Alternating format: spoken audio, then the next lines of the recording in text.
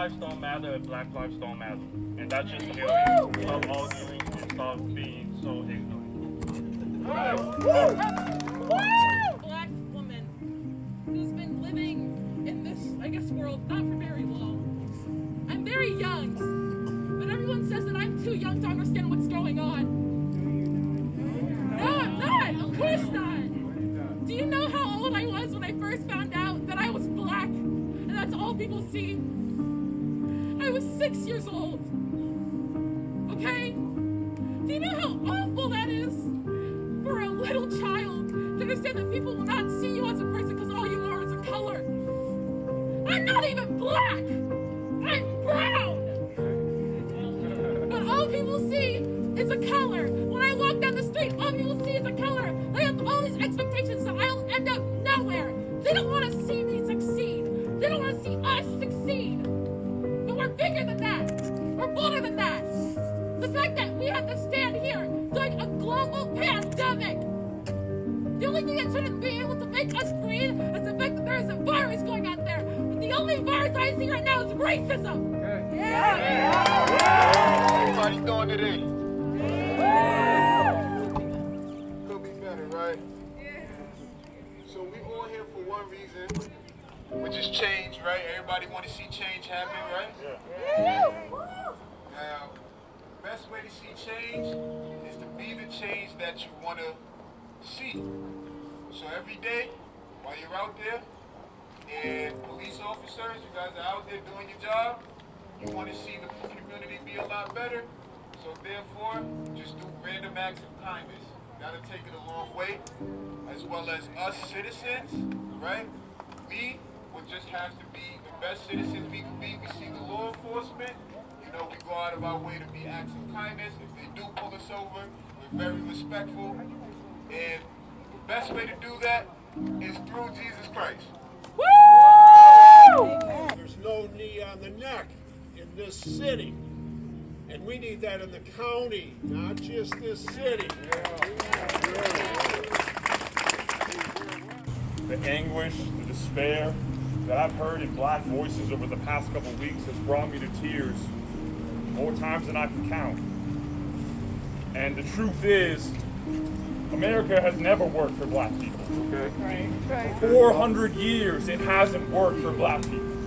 Right. So the American dream can't work until it works for black people. That's right. And we have a responsibility, especially all the young people out here today, to not rest until we make America work for black people, until we make everyone equal.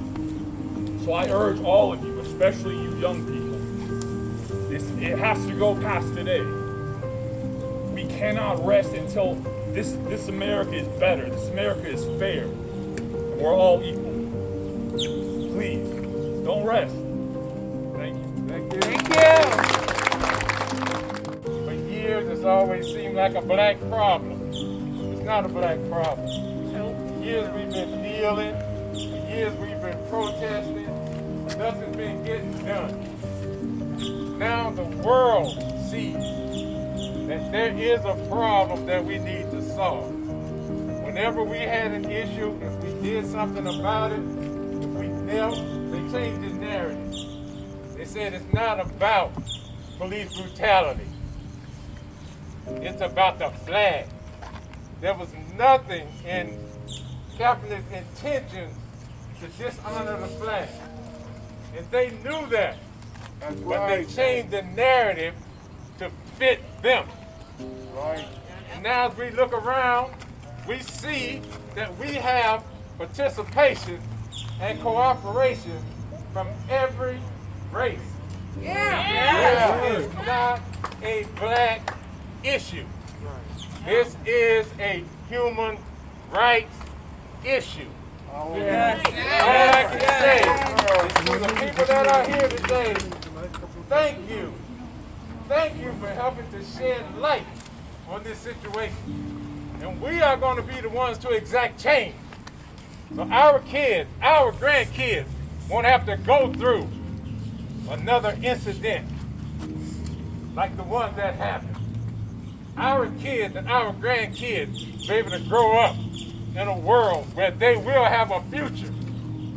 in a world where they will not be disrespected.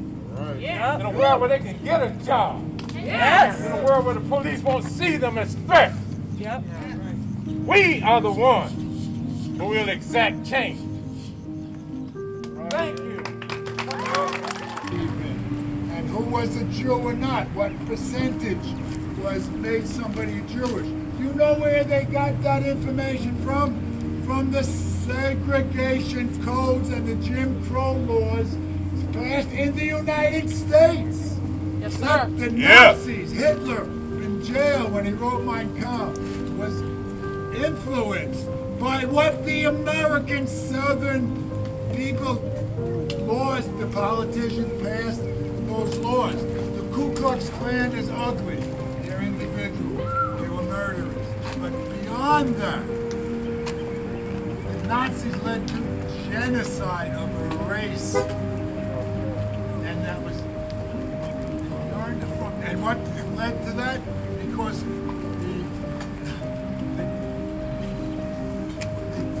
the so-called scientists in the 1900s made a category of races that there was superior, whites on top, or blacks were on the bottom, and inferior and superior. They influenced the Nazis. So here it is together.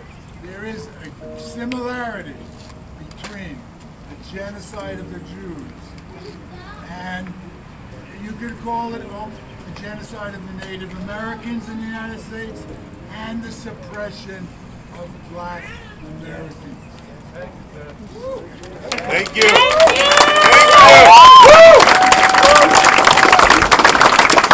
Stronger together. You can break one stick in half so easily, but can you break 100 sticks in half? Like that? We all need to be together. We all need to continue the movement. We all need to not just let it disappear like it did a few years ago. Every single one of us need to stand up. Together. Not alone. Together. And show support for every single person that can't stand up. That has a knee on their neck, that cannot stand up. Every single person.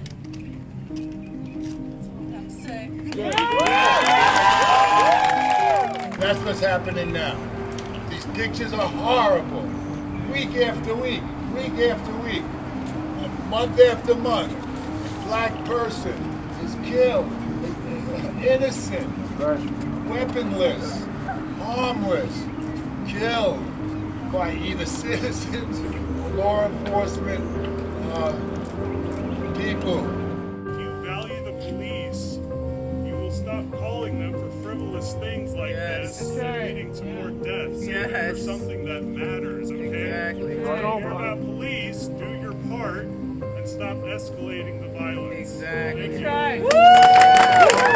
It's not just about George Floyd. If people think this is just about George Floyd, then you don't get it. You don't get it. You don't get it. We called the police chief and we said, are you going to go ahead and march with us? And he said, yes, I will. Yes. And he came and he marched with us, chief. Please come over here. He marched with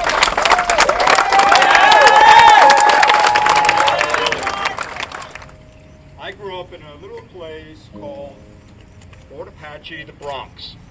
And in that atmosphere of violence in a social, economically deprived area, I can tell you that we and I feared the police. Yep.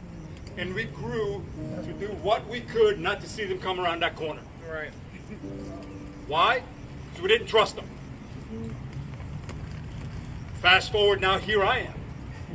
Not only am I a policeman and represent the law and order, but I'm the police chief who's in charge and responsible for the actions of everybody in this organization. Let me tell you what that means. And none of what I say, as I mentioned yesterday, is rehearsed. I have to see who my audience is so I can find a way to connect. It's happening as we speak. This organization stands for three things, as should every organization in America today. And it should have been happening leading up to last week. And let me tell you what those three things are. Number one, peace and order requires that we protect those that can't protect and defend themselves. Do we agree? Yes. That brings about policing. Sometimes that brings about taking away freedom and making arrests. That is just the reality of our society. But where we get judged is how we do that. How do we make an arrest and still maintain dignity to that other person while sustaining his or her civil rights? That is the chore at hand, ladies and gentlemen and children. That is what we're empowered to do. Equally as important as this organization is to try to prevent a crime before it happens. Even if we know who we're dealing with, to try to intercede before that person commits something that we know they're at to commit. We do that through intelligence, through communication, through all the things we're doing today. Community engagement, right? Yes. How many of you, raise your hand if you've heard police chiefs now? We work with our community. We're in touch with our community leaders. Raise your hand if you've heard that rhetoric. Some of it may be true, and some of it may be BS. Some of it may be superficial to check off a box because they know in this day and age, community engagement is something they're supposed to say. In this community, we do it a little differently. Those relationships that we all tout have been forged and sustained leading up to last week. So that when I made my phone calls, as soon as I saw that video, we were just sharing. I wasn't introducing myself to people. I was talking to James Minus of the NAACP. I was talking to Sam Lopez of the United Third Bridge. I was talking to Donnie Felix from the Haitian community. Woo! Yes, sir. This is an example of how we do business here. Raise your hand if you live in this community. Thank you. Thank you for coming out today. Woo! Thank you. Third, and equally as important, is I expect our employees to find a way to take care of one another. And let me explain what that means. That means finding a way to make the person next to you better. Finding a way to empower them to have better careers, to train and teach one another, right? Yeah. That's easy. Here's a tough one. Finding a way to have courage and character to stand in front of one another when something isn't going right. See, that's what lacked last week. And that principle of accountability is why we stand here today. Because some have failed to accept that responsibility. Not here.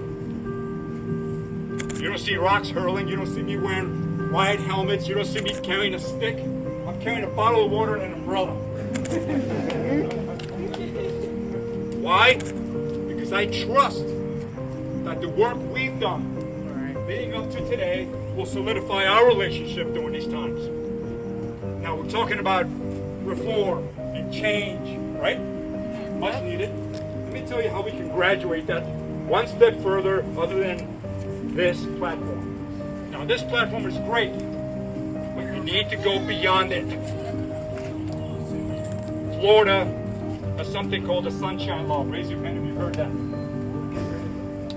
Let me tell you what that is for those who may not know. The Sunshine Law means that we're open government.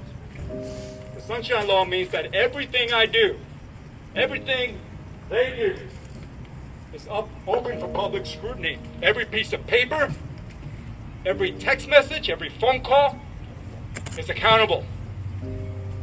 Those policies that we're talking about, those training principles that we're hearing about in other places, ask how you're doing it here. I will share them. It's open for review. That is the only way that you will know how you're being policed and the guidelines that we're operating here. Okay? Let me talk about something called use of force. You want to hear that?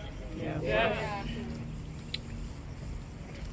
Policing sometimes requires that we put our hands on people. That's just the reality of our society today. I will assure you, that's not something we enjoy doing.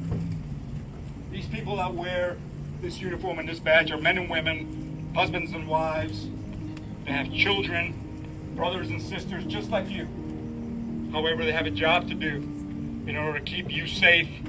But let me get beyond that. We here are trained by principle and policy to deliver the amount of force necessary to effect the job, if it needs to be. Let me tell you one right off the bat that is unacceptable here by policy. And it's not in wet ink. It's not something I wrote a week ago when I saw what I saw. Putting a neck in a man's neck, putting a knee in his neck, is not acceptable here. It's not acceptable here.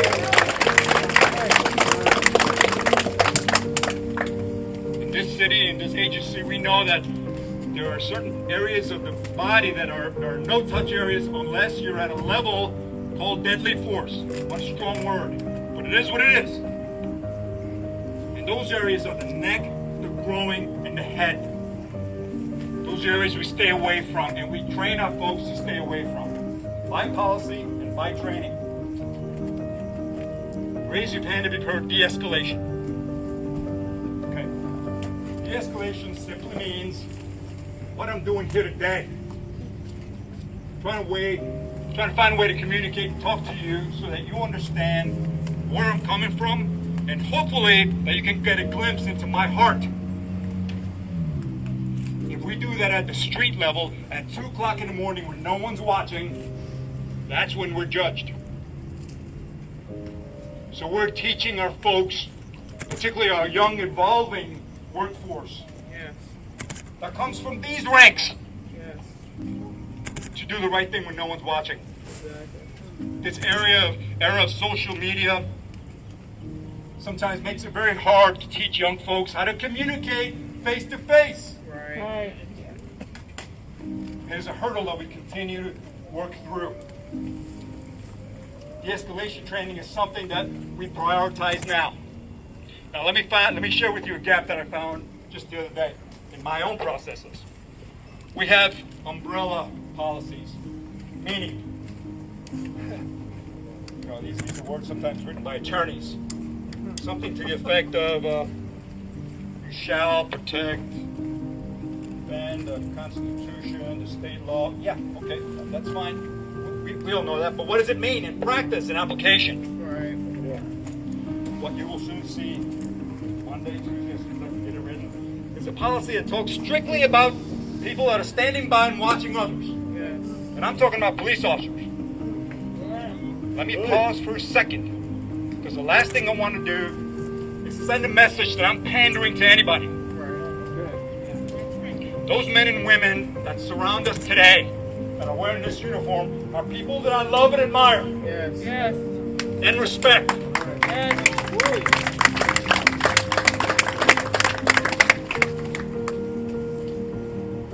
They do things to this community you all don't even know about.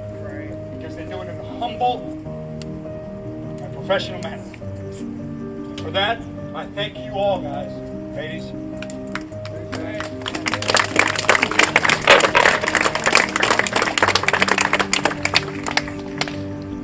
Moving forward, I invite you and anybody to go to your respective police departments, your respective cities, and ask for their policies. Take a look at their internal affairs records. Find out who they're stopping. Find out what they look like. It'll paint a picture. That's a report that I make available all day, every day. I know what the demographics of this community look like when we stop them.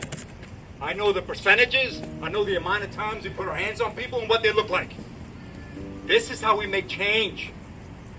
So that we have standard guidelines and practices so that you don't see one police department here and a couple of miles later, one police department doing it a totally different way. That's what's wrong here. We're the team. That's right. There is no standard, either state or national, that truly solidifies all the gaps in our system. That's what we should strive for. I stand firm by my agency. I stand together with you today. Let's see where we go from here. Let's see who's going to lead the way next. Okay. Thank you all. God bless you. Thank you.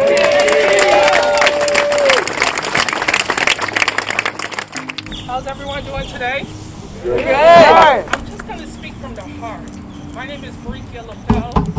I'm a mother of 4 children, 2 girls and 2 boys. I fear every single day for my 2 boys. They're age 12 and they're age 10. And I fear for them because of the color of their skin. It is so bad that I would not allow them to go outside right in front of our house to play basketball by themselves. Because I fear somebody will attack them because of the color of their skin. I should not have to fear like that. As a mother, my kids should not have to fear that. As American citizens of the United States of America. So I'm asking for you. I'm thanking all of you guys for coming out here. I told my 17-year-old, y'all young people you guys young are going to be about to change. And I'm going to be about to change myself. I don't just talk the talk, I walk the walk. Amen. And I'm running for Palm Bay City Council seat 2. Okay. And I ask on August 18th, vote for me, Brikia LaBelle. Okay. Palm Bay City Council seat 2.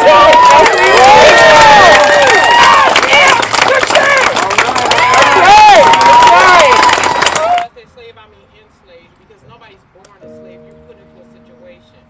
Another thing that you have to understand is everything is economic. So when you understand your buying power, and when I say buying power, I mean minorities. Your buying power is over $3.9 trillion. So here's the thing. If no one can accept you and they're not listening to you, let your money do the talking. And then not only that, when you go back and look at statistics, and I know that they can be sometimes manipulated, but when you look at voting statistics of who don't vote and how other people are getting in office, how they're staying in office, this is some of everybody's responsibility. So you have a voice to vote, use it. And then the thing is, the people that you're putting in office, hold them accountable. So don't tell me one thing because I'm not listening to what you're saying, I'm watching what you're doing. And the thing is, I agree with what a lot of these millennials are saying, because I'm 49, but the thing is, the torch has to be passed on from generation to generation. But I do believe with 2020, and that means perfect vision, eyes open, I think that this is the time for change. It's a catalyst for change. And here's the thing, it's unfortunate that throughout history, so many people have died and blood has been on the ground, but it's a point where we can all just sit there and keep saying something, or we're actually going to do something. What I'm happy about seeing worldwide, young people. To remember about Tulsa, about stop and frisk, about so many different racial problems that we have in our society right now that is being just completely avoided. We're not speaking about these things, and we're not teaching our kids about these things, and I think that's insane. Grandpa called me and he said, so you're going to a protest tomorrow? And I said yes. And I was talking about, and I was explaining to him what we're protesting. He said, that sounds like brainwashing to me. And I said, no, it's not brainwashing. And he said, do you even know what that means? And I said, yes, I know what that means. It's not brainwashing. We are coming out here to fight for basic human rights that everyone has.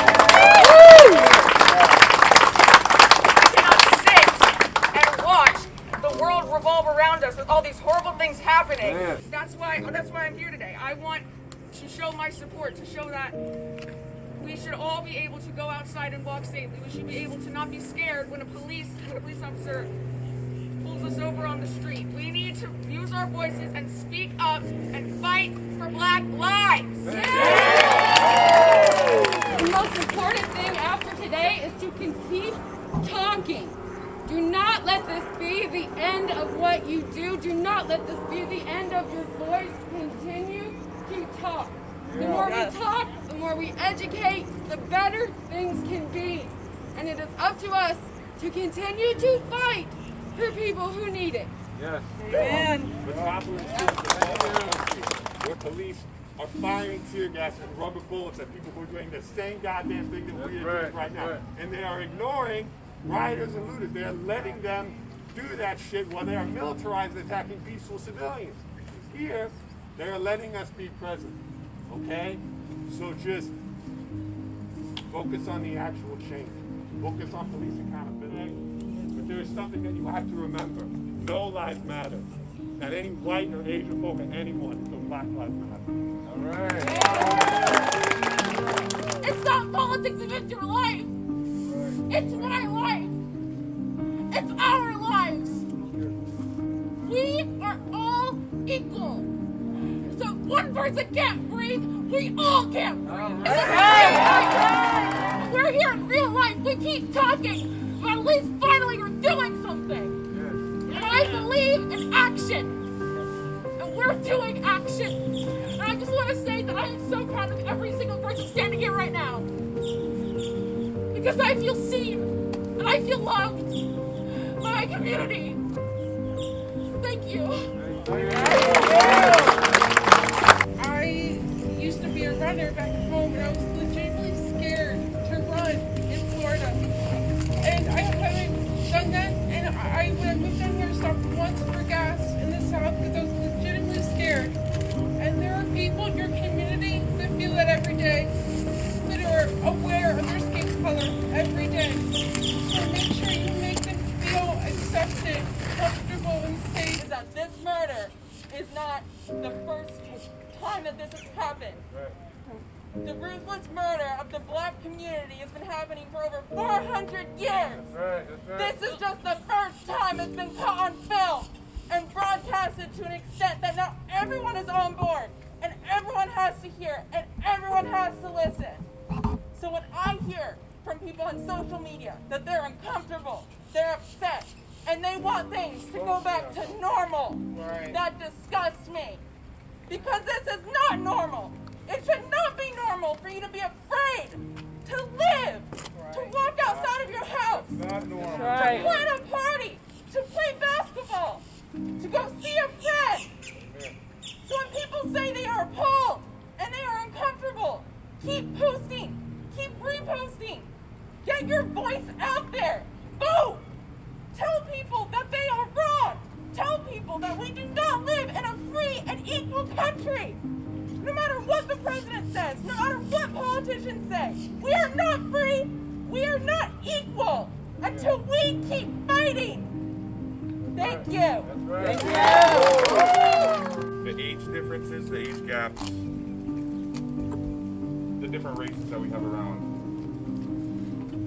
It's wonderful to see that there's so much diversity. Here as a mother, I have 3 kids. 2 are in the car with my husband right now because they're tired, but my 7-year-old daughter, it was important for me to get out here and show her. The other night I sat down and had a talk with her about everything going on, and I said at this point it's not okay to just know in your heart that you're doing the right thing. When you see somebody else doing the wrong thing, you have to stand up. You have to be brave, you have to do the right thing. So for me to not be brave enough to come out here and show her how to be brave is not an option.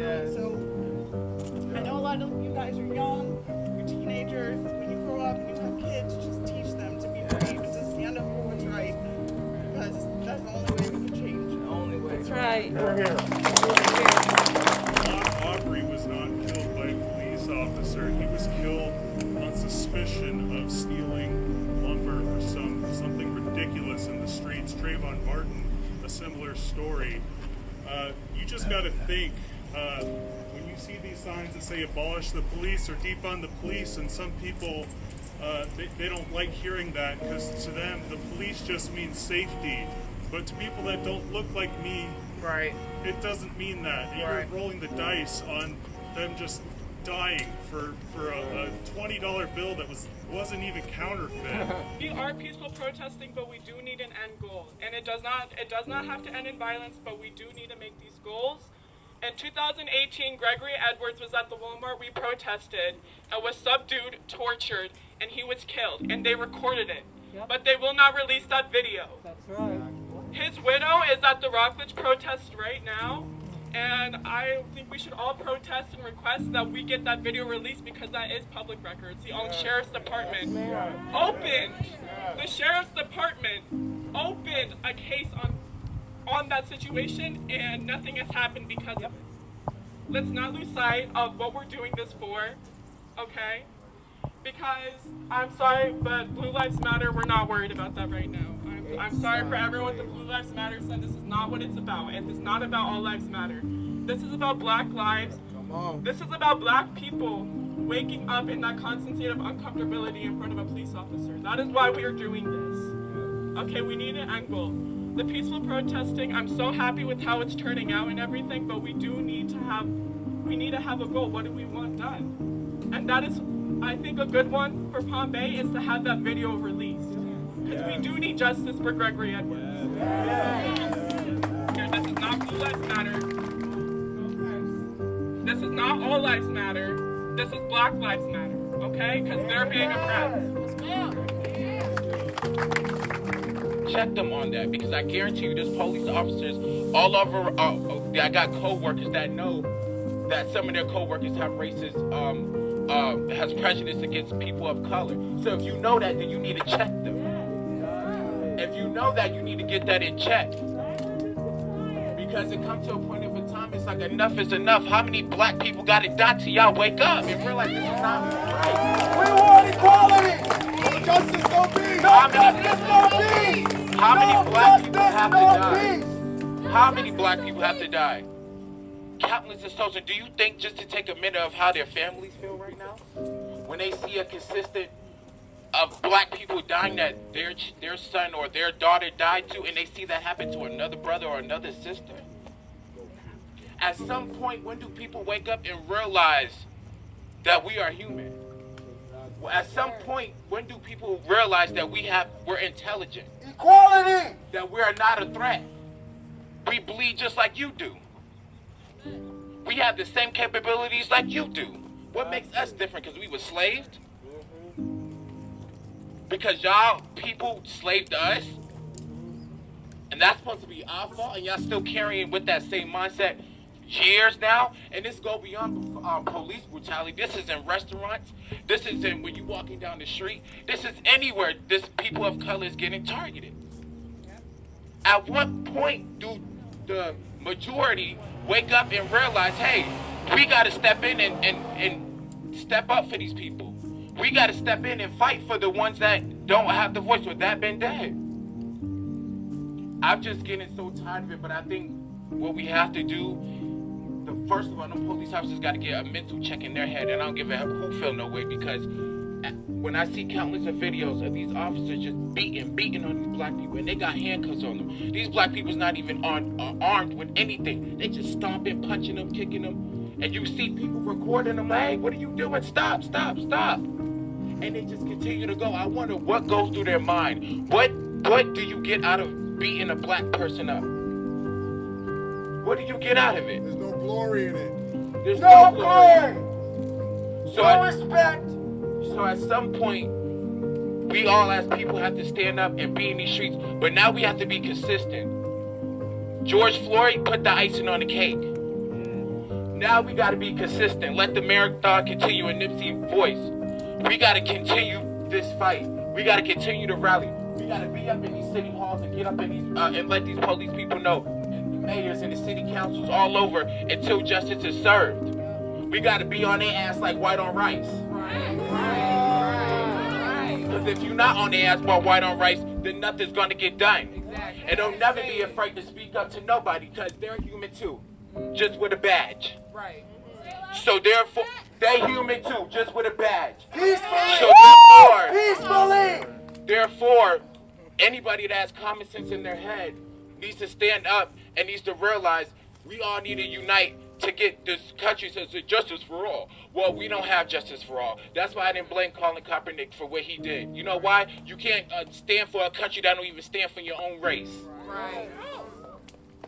So now we have to take that initiative and go out there to continue to fight. Let your neighbors know, let everybody know, make posts, get out in these streets, be consistent, don't never stop. The media are going to try to throw us away with some new current stuff or corona this and that. They're going to try to cover this up like they always do. But we're not going to let them do that. We're going to continue to let our voices know. Every post you do, hashtag BLM. Let it be known, hashtag George Floyd, hashtag Sergeant Bland, hashtag Breonna Taylor. Let these people know that we're not playing with them. Hashtag Mahogany Howard. And hashtag Mahogany Howard. Let these people know we're not playing with them. At some point, we have to let these officers know that this is not okay. And it's sad that some of these officers take us as a joke. They take us as a joke. They don't think we serious. And we got to stand up and show these people that we're not playing with them. Now, don't get me wrong. Yeah, I see some of the looting and all that stuff that's been going on. But honestly, to tell you the truth, I don't blame them. Because enough is enough of this stuff. Enough is enough. We've been on MLK, but we about to get on Malcolm X in a minute.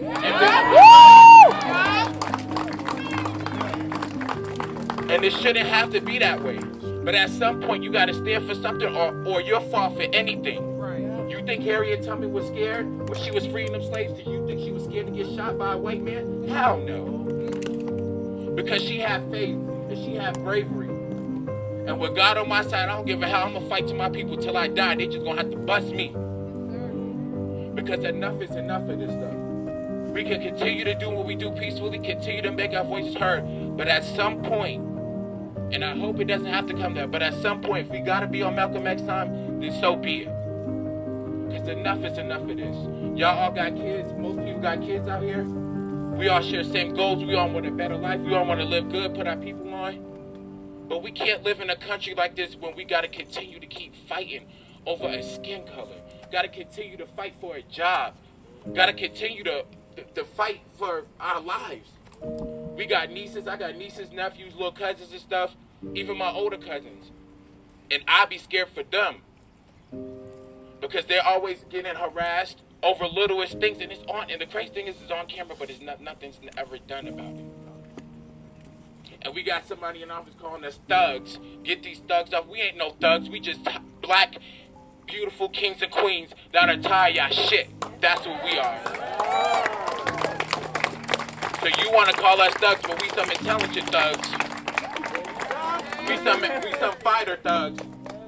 And we going to make sure that we going to get the justice that we deserve. We're not going to let George Floyd's name go in vain.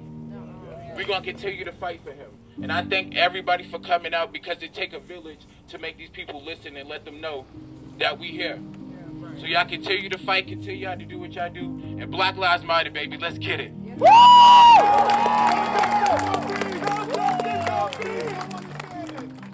And this is the time we need to do something. I mean, I listened to all the speeches and it all sounds good, but I heard it all before. My great-grandma who died at 109 told me all that. The thing is, I'm 49. I want to see something different. I don't want to hear it. I want to see it. Change starts with each one of us. So my thing is, I know what I need to do, but each one of you have to search your heart regardless and say, what can I do to make it better? And when you see something, say something. Report it. Don't be part of the problem, be part of the solution. Come on. Because I can be angry all day, but anger doesn't solve the problem.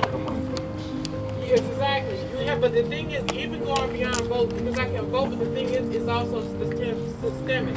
So that's also meaning laws, judicial reviews, legislative. So that's why history is so important. Learn history, not when it comes from when you were in a slave ship, because that's not it. Right. Before that all started. Know who you really are, not who somebody told you who you are. Because until you know who you really are, you're going to go along with what somebody tells you. And that's what I tell my kids every day now they're grown. I said, they're not paying your bills, representing you. Why are you giving so much power to somebody else's day? Don't do that. And you can love a person and still hold them accountable. My family is Heinz 57. I have some of everything, but guess what? They step out of line, I'm going to help them get right back in that lane. Because that's how we move as a family. And it's just accountability. And the thing is, I believe there is human race. Because here's when you check the genome and when you check the DNA, we're really all related.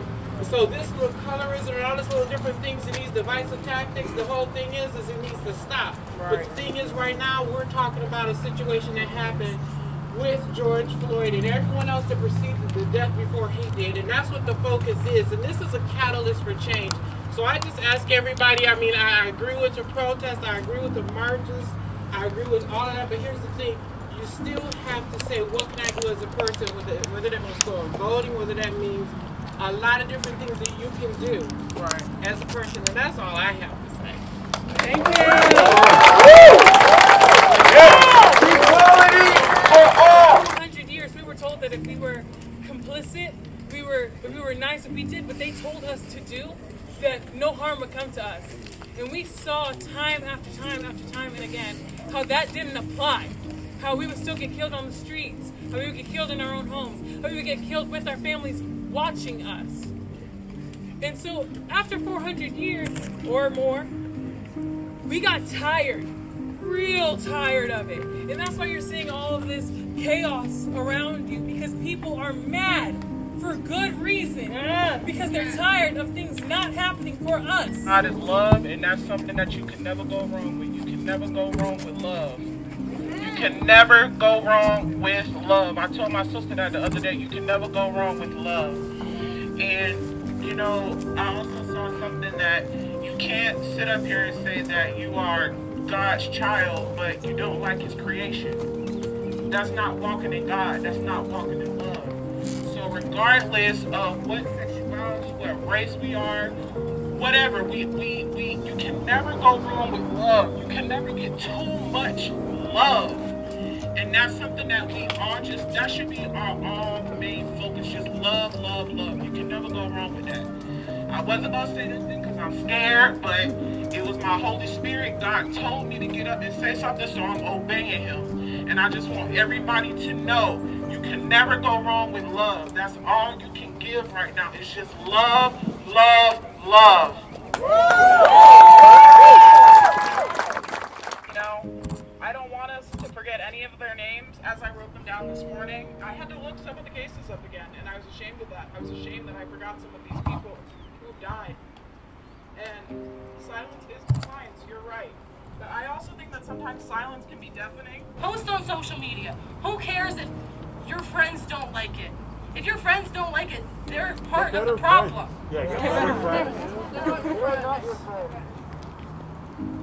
We need social media to continue going out there.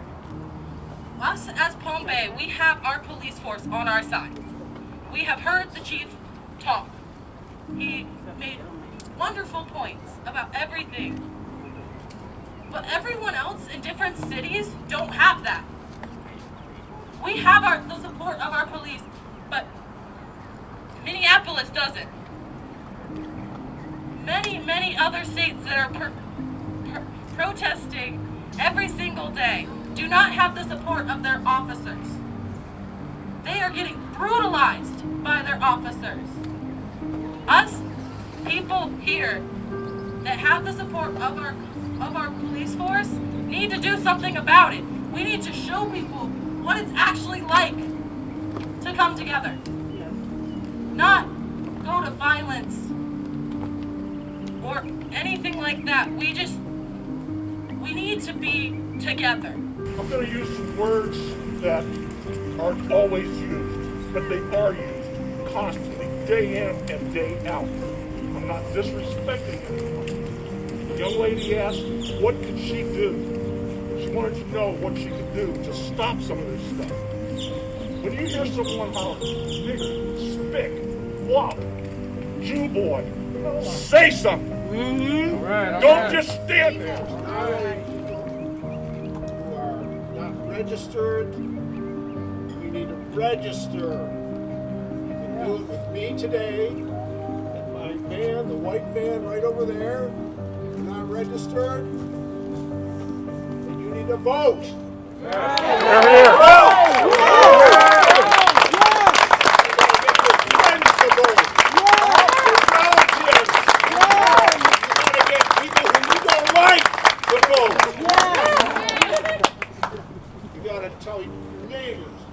Everybody's your neighbor. I don't care if they're right next door.